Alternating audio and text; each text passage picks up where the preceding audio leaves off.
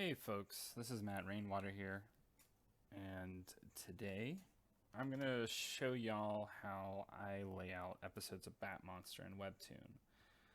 Now the other day I had attempted to do this, and then my video recording software OBS it crashed, so we're going to try it again. Hopefully OBS doesn't crash today. So let's start off. Here's what I'm going to do. This right here, this you see here, this is my template basically. This is how I lay out every episode of Batmonster, and what I do is I just use the previous episode's template and I will put all my comic panels on that. So what I'm going to do to start off, I'm going to delete all of the old episode, go to File, Save As, and I'm going to create a new folder in my big old Batmonster folder. If I can get to it. I've got too many files. There's too much stuff to dig through. Alright, so I'm going to make a new folder. Type in the name. This is episode 77. So yeah, I'm like well ahead of what's published on Webtoons. I want to stay ahead just because I don't really want to have to worry about having to keep up with that, basically. I like to have a lot of ample buffer for comics, especially web comics that I do. I do not like making stuff due on, well, with comics, like I really don't like making stuff that's like due that week. It means that my work's going to be more rushed. I'm not going to like catch mistakes. I just want to be well prepared ahead of time. So like even before laying out this comic, like all the strips from this particular cycle of Batmonster, and this is, I want to say this is strips probably, what is this, 220 to 280? Because I do them in 60 strip chunks. That's just how I designed it when I was drawing it. I draw the comic and Austin Price writes the dialogue for it. What was the point I was trying to make? Yeah, so these strips were done well ahead of time. And the process for that generally speaking, is I will just, I'll just draw the strips, kind of automatic drawing. This project for me, Batmonster for me, is a project that I can kind of free range doodle. I'm not thinking too hard about what I'm doing or what it means or how everything's supposed to go together or connect together. It's really, as a way, it's in a sense, it's almost like it's like it's like a mental stretch for me. I'm just stretching my artistic limbs, giving myself a little space to mess around and play and not worry about, how do all the elements fit together. The story in Batmonster is extremely non-linear. You could read it backwards and it would probably make just as much sense. And I find it fun. I find it a fun project to do, and I highly recommend having some sort of project like this for anybody who does stuff creative, or who even, if you do like big time consuming year-long projects, it's good to have like it's to me it's helpful to have an ancillary project that is something you can do in the background. And for me personally, it just helps me collect my thoughts together before I get on to the big projects. You know, like with Trailer Park Warlock, like I uh, I end up having so much effort and time and just also pressure that goes into creating Trailer Park Warlock. I mean, personal pressure, and it's not from the outside, it's just, you know, pressure generated on myself. And I don't always want to feel that way. I mean, of course, who does, right? Like, basically, for me, the idea is when I have a major project like Trailer Park Warlock, or before that was Garage Raja, or like when I was culling the Plants vs Zombies comics, I really needed a space to kind of just chill out for a second. And so Batmonster's been that for me, and hopefully for Austin for the last couple of years. It's been a space to not get too wrapped up into craft and just allow ourselves to kind of go wild, so to speak. So I'm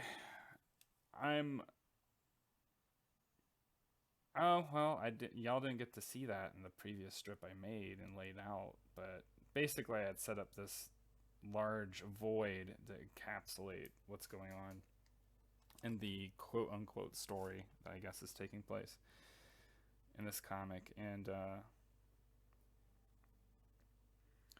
wanted to do this nice little fade in transition from the title. Yeah, so this title, I mean, basically that's why I call it a template, is this title stays at the beginning every time and saves me a lot of time of having to, you know, it's one less thing I have to lay out. All right, so here is an annoying thing that I'm dealing with, and I have to go in here and delete these little tiny gray areas because it kind of ruins the, I mean, what I want to create is I want to create the feeling that this is all one single, or one continuing form, one continuing blanket of darkness. And I mean, I'm taking the panels from the strips, and for whatever reason there's like some kind of pixelation or whatever, this little tiny gray line that appears that breaks that, and I don't want it. I don't like it. All right, I'm gonna space this. Oops, I'm gonna space this second panel out a little bit more, just because I want to create a bit of spaciousness in this void. I think that's a good idea. Although I did not. So this is going to present a challenge. I didn't think that part through. All right, y'all. I might have to come up with something. Because, okay, so here's what's happening. I'm going to paste this here. I don't think that works very well. It detracts from the effect I was creating previously. So like we had this void, but now we're now we're basically imposing a panel order, and I'm not going to expand this out because it'll just pixelate the image. Look, I can even show you and I'll do it. It'll just look nasty, I think. Oh, I mean, it just won't work. So, all right, here's what I'm gonna do. Gotta be inventive. I'm going to go back. So I had set up a layer here that's for this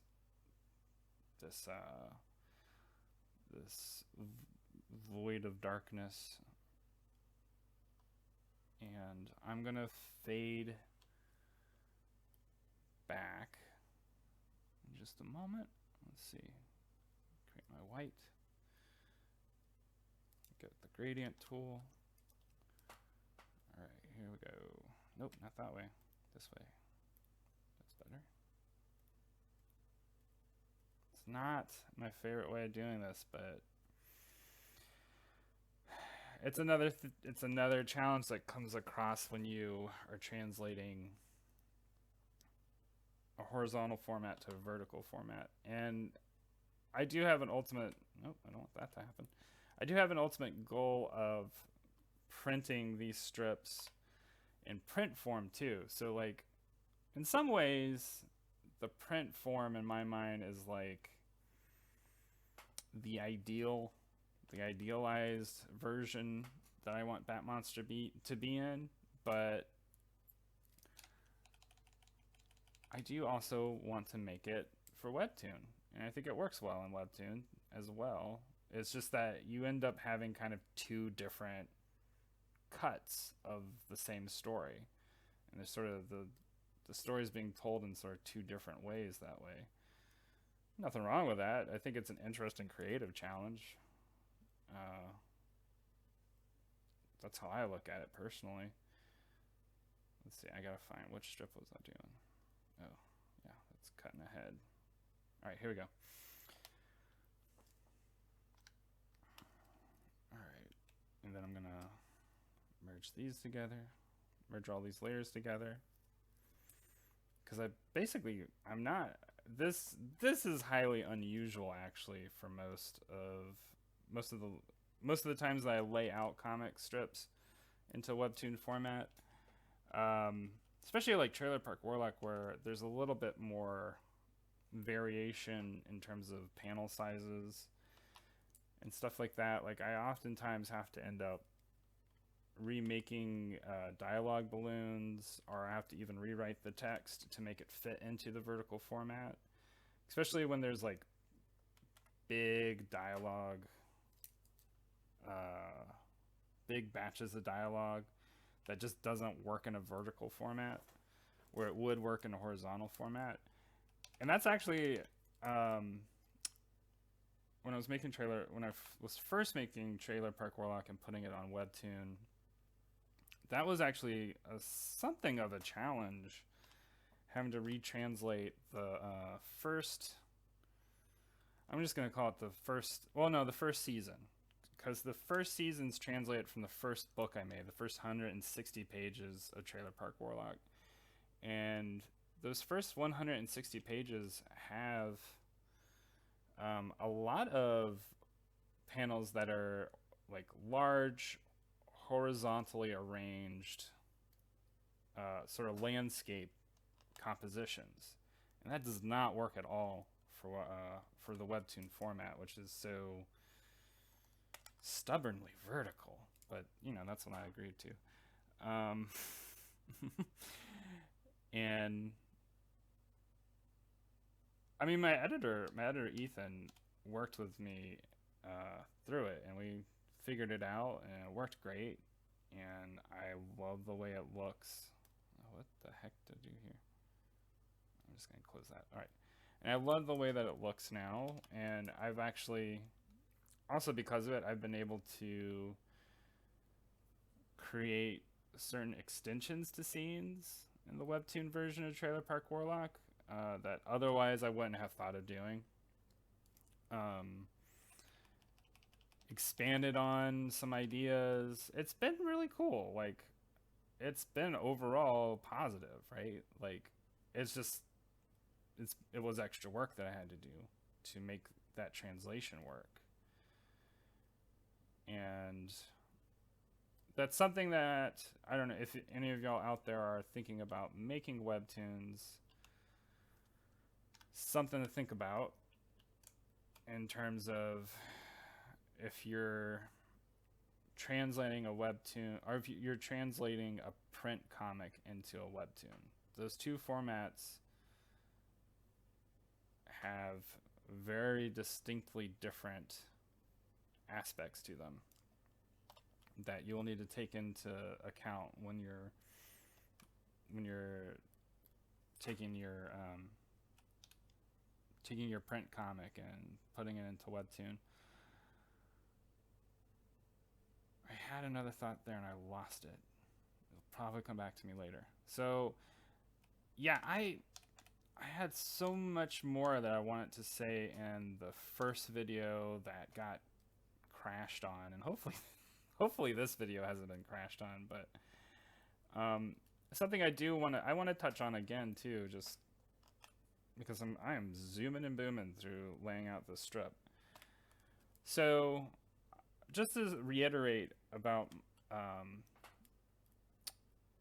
the spirit of why I make Batmonster and what it means to me, because doesn't mean a whole lot else to myself or anybody else in the sense of you know, how we usually define meaning. This is, for me, this is like, it's been sort of my artistic push-ups, my story writing push-ups, my story writing stretches. It's just, I work on Batmonster at most an hour, but generally no longer than 30 minutes a day. And my ultimate goal with this is to make a 540 strip story with Austin. And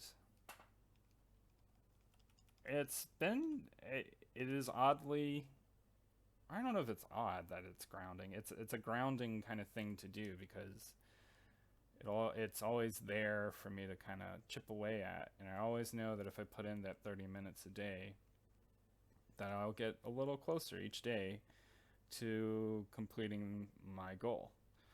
And that's great for confidence, great for self-esteem. I highly recommend having some kind of project like that where you can chip away at it 30 minutes a day and you don't feel like you have to have it done at a certain point. It's done when it's done.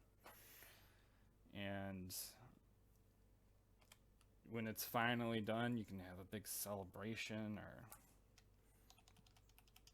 throw all your art in a bonfire and say it's done. Never have to think about it again.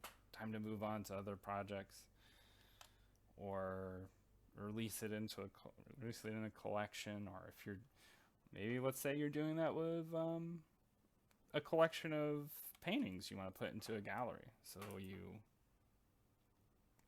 is going on here? So you slowly chip away at painting all those paintings. I wonder if this is not working out like I thought it was. All right, hold on, I'm checking something. What was it saying? Yeah, so let's say you want to make a gallery show of your paintings, and you want to do 30 paintings. So maybe you break down your work process and say, okay, I want to have 30 paintings done in a year. So maybe a way to think about that is, okay, each day I hit some step in making a painting. Maybe let's think about how many steps it might take that you could break down into 30-minute chunks. Maybe it takes you 30 minutes to draw it, 30 minutes to lay out flat colors, 30 minutes to do rendering on one part, maybe the background, 30 minutes to do rendering on the foreground. And following that logic, maybe you can break it down into 7 30-minute steps. Or maybe 7 1-hour steps. And doing so each week, just by plugging away at a little bit at a time, you'll have a painting done 1 week at a time. Or maybe it'll be a painting done 2 weeks at a time. That's okay. Let's say you get about 2 paintings a month done. Well, by the end of the year, you'll have 24 paintings. That's pretty good. Or let's say it's not paintings. Let's say it's maybe it's a novel you're writing. Maybe you get a chapter done. Maybe you just make like a low ball estimation of your time and ability, and you say, okay, well, I'll just I'll get a chapter done every month.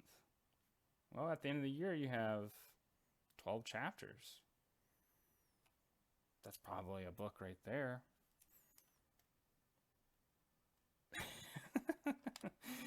In my mind, this sounds intelligent, but I don't know if it actually is. I hope that what I'm saying is helpful. I'm not.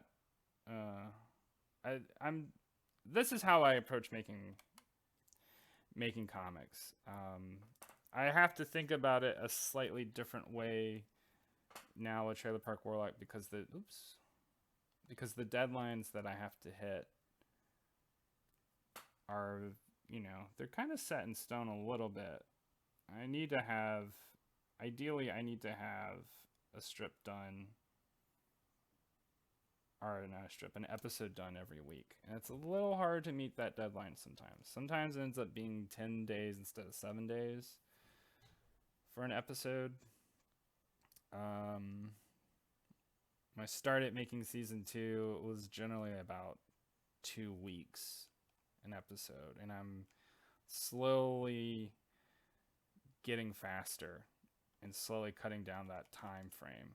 And I need to, because that's how I'm going to be able to stay ahead and keep that train a going, which I want to. Like, I'm super excited about making Trailer Park Warlock, and I'm super excited about what y'all think about season 2. Super excited what y'all think about Batmonster too, if any of y'all read it.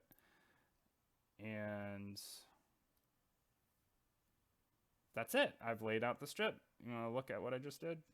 All right, I'm going to go back to the top. I'll just scroll down.